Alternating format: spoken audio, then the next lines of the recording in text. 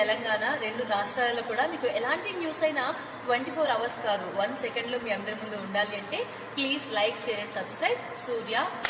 Please subscribe Surya news. నిన్నగాక మొన్న హరీష్ రావు గారు ఒక మాట అన్నాడు, రైతు రుణమాఫీ చెయ్యి, రైతు రుణమాఫీ చేస్తే రాజీనామా చేస్తా అన్నాడు.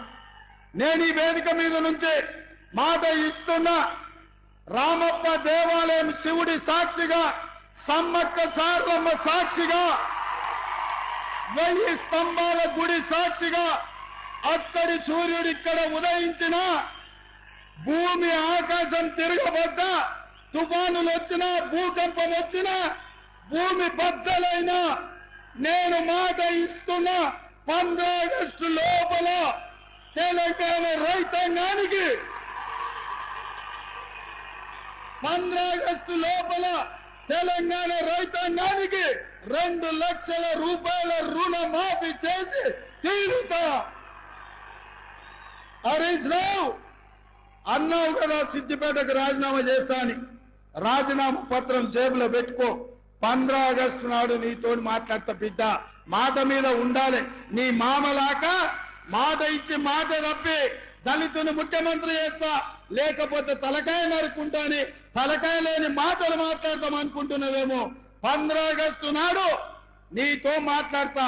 దేశానికి స్వతంత్రమే కాదు, రైతులకు కూడా ఆర్థిక స్వతంత్రం తీసుకొచ్చే రోజు 15 ఆగస్టు. 2 లక్షల రుణమాఫీ చేస్తా. ఆయనలో నీతో మాట్లాడతా. ఇవాళ ఆశామాసిగా సవాళ్లు స్వీకరించిన సిద్దిపేట చెప్పుడు కాదు, జేబుల రాజీనామా పత్రం పెట్టుకో. ఇక ఆయన సొక్కడైనోడు ఆయనలో 100 రూపాయలు పెట్టి పెట్రోల్ తెచ్చుకున్నాడు, 10 పైసలు అగ్గిపెట్టి దొరకలే.